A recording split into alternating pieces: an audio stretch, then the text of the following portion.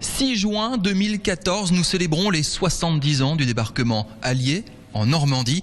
C'est le début de la fin pour le nazisme en Europe. Et en ce jour très particulier, je suis très heureux de vous montrer ce lieu exceptionnel. Je suis dans la galerie principale du fort de Chenambourg, fort de la ligne Maginot, construit en 1930. Nous sommes dans un haut lieu de la Seconde Guerre mondiale en Alsace. On va vous faire vivre ce moment-là avec Michel Klein. Bonjour Michel.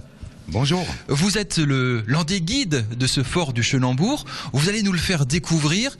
Je le disais, construit en 1930 à peu près, c'est ça ? 1930 et 1935. 6 juin 44, les Alliés sont en train de débarquer en Normandie. Ici, il y avait quoi ? Il y avait des Allemands, c'est ça ? Il y avait des Allemands qui occupaient le fort, qui ne l'utilisaient pas. Parce que le fort est construit d'une manière assez particulière. C'est un fort de plaine, donc on est en sous-sol. On n'a pas d'entrée directe dans le fort. On descend avec des monts de charge et ça a empêché une utilisation pour des salles de montage, comme il y en avait dans d'autres forts de la ligne Maginot.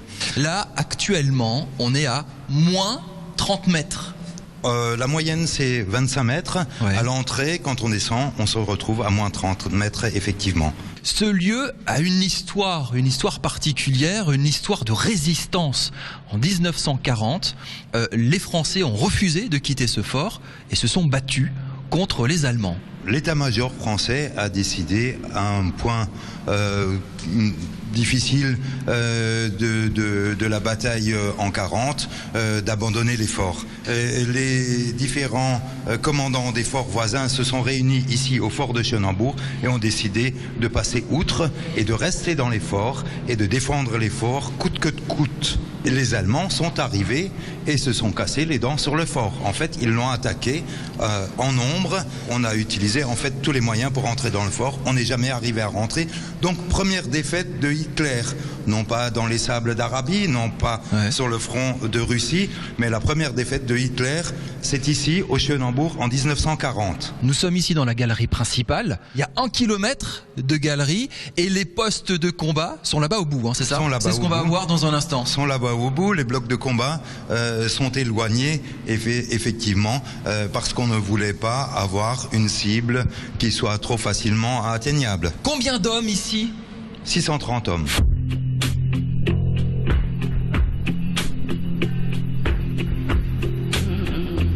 Au bout de cette galerie qui fait près d'1 kilomètre, on tombe par exemple sur ce PC d'artillerie, c'est ça ? C'est ici qu'on pilotait les tirs d'obus. Exactement.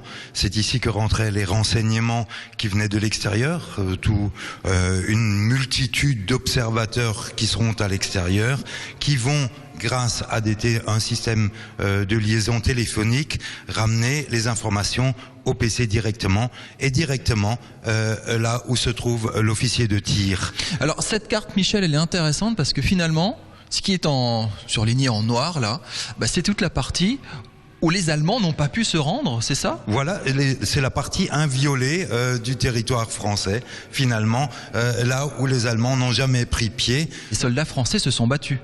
Les soldats français se sont battus ici et en fait les trois commandants des forts voisins se sont réunis ici dans cette salle, dans cet endroit pour se décider à résister à cet ordre qu'ils trouvaient incongru de s'aborder les ouvrages et de les quitter. Donc ils ont commencé tout de suite après à se battre contre les Allemands qui ont attaqué en force. Et vous l'avez dit il y a quelques instants, les Allemands se sont cassés les dents ici et finalement les soldats français ont vidé le fort après l'armistice seulement. Après l'armistice et sur ordre. Ils ont attendu d'avoir des ordres équipes français pour sortir du fort. Ils sont sortis sur ordre français, ne se sont jamais rendus. On va toujours faire ce lien avec le débarquement allié. Les Alliés, les Anglais, les Canadiens, les Français aussi, le fameux commando Kiefer, tombent sur des bunkers allemands, le fameux mur de l'Atlantique, et là, inspiré en partie du fort de Chenambourg. C'est ça qui est très intéressant.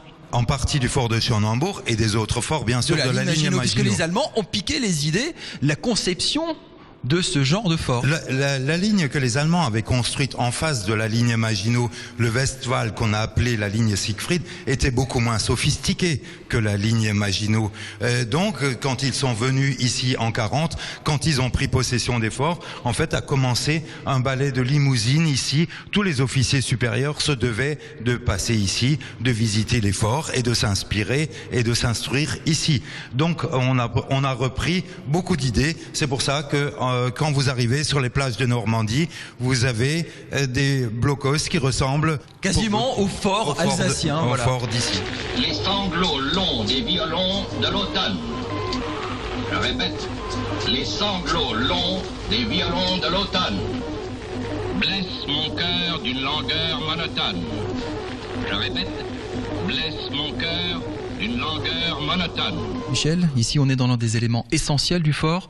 Il y a 6 blocs de combat. C'est ici, il y a la tourelle. C'est là qu'on tire. Voilà, donc 2 d'artillerie, et ici on se trouve dans un bloc d'artillerie, des canons de 75 jumelés qui tirent à une distance de 9 km et demi.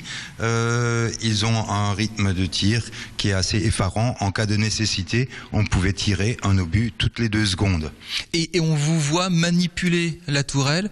Ça pèse 100 tonnes quand même, et un seul homme, grâce à l'ingénierie, peut manipuler 100 tonnes de métal. On a utilisé le système de secours, c'est-à-dire qu'on a utilisé un levier. À l'époque, tout fonctionnait électriquement.